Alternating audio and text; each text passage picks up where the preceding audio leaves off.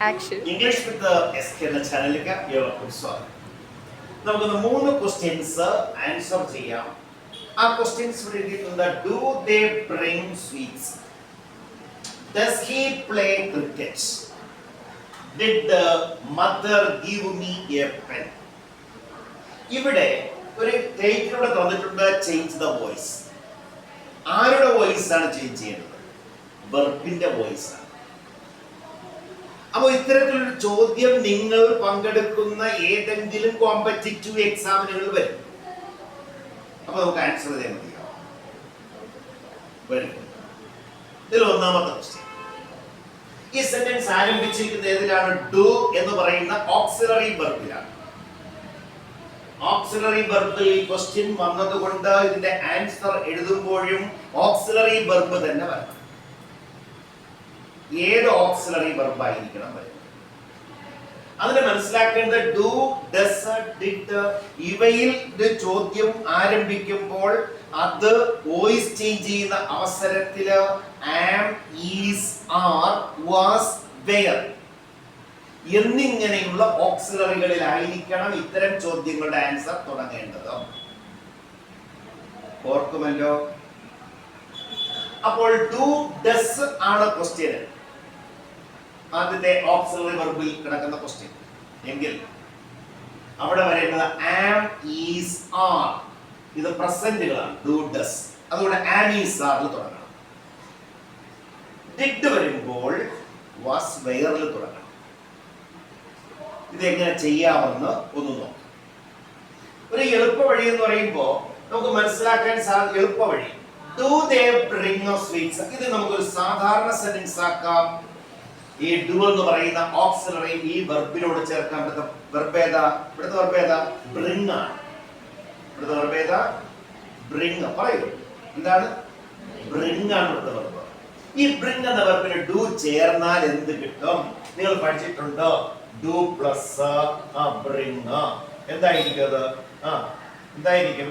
Bring തന്നെ. Do plus bring എന്ന് തന്നെ, ബ്രിങ് തന്നെ. അപ്പൊ ഇവിടെ ഡു ഇല്ല എന്ന് നിങ്ങൾ വിചാരിക്കുക, ദേ ബ്രിങ് സ്വീറ്റ്സ് എന്നായി. അപ്പൊ ഒരു സാധാരണ സെന്റൻസ്.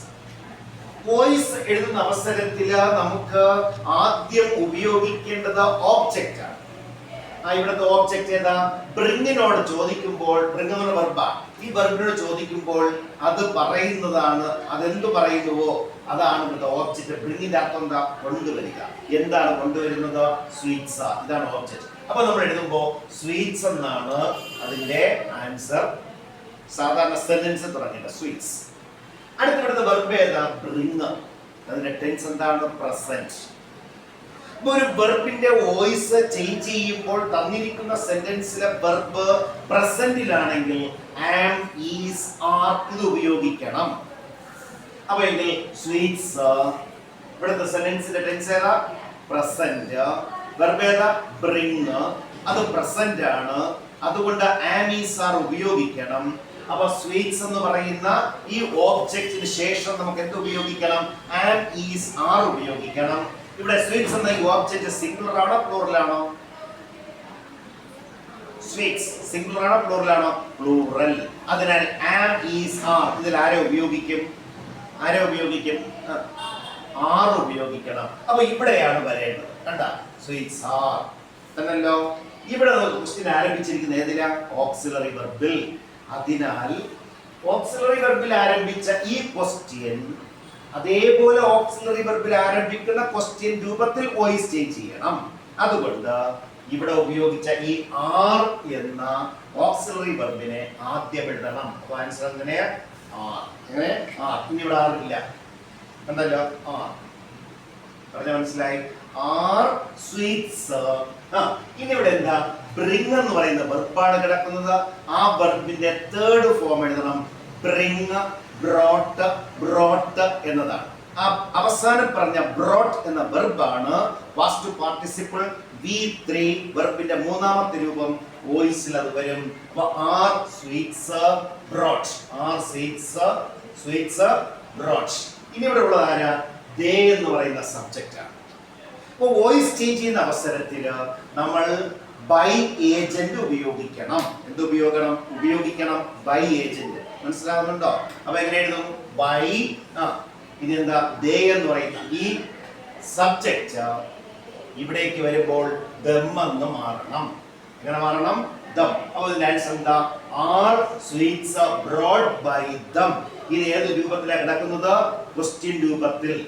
കാരണം എന്താ? ഓക്സിലറിയിൽ ആരംഭിച്ചു. ഇവിടെയും ഏതിൽ ആൻസർ ചെയ്യേണ്ടത്? ഓക്സിലറിയിൽ ആരംഭിക്കണം. അപ്പോൾ അവസാനിക്കേണ്ടതിലായിരിക്കണം ക്വസ്റ്റ്യൻ മാർക്കിൽ. കണ്ടല്ലോ, ഇതാണ് ഈ ഒന്നാമത്തെ ചോദ്യത്തിന്റെ ഉത്തരം. മനസ്സിലാവുന്നുണ്ടല്ലോ എന്താ? അപ്പൊ ഇത് വളരെ ശ്രദ്ധയോടെ നിങ്ങൾ കേട്ട് പഠിച്ചാൽ പരീക്ഷകൾക്ക് എഴുതാൻ സാധിക്കും. കോമ്പറ്റിറ്റീവ് പരീക്ഷകൾക്ക് ഫുൾ മാർക്ക് ഗ്രാമറിൽ നേടാൻ സാധിക്കും. മനസ്സിലാവുന്നുണ്ടോ? എന്നോടൊപ്പം വരണം കേട്ടോ. എല്ലാവരും എന്ത് ചെയ്യണം? ഷെയർ ചെയ്യണം. ഈ ചാനൽ സബ്സ്ക്രൈബ് ചെയ്യണം. ഇംഗ്ലീഷ് എന്ന ഈ ചാനൽ. Thank you.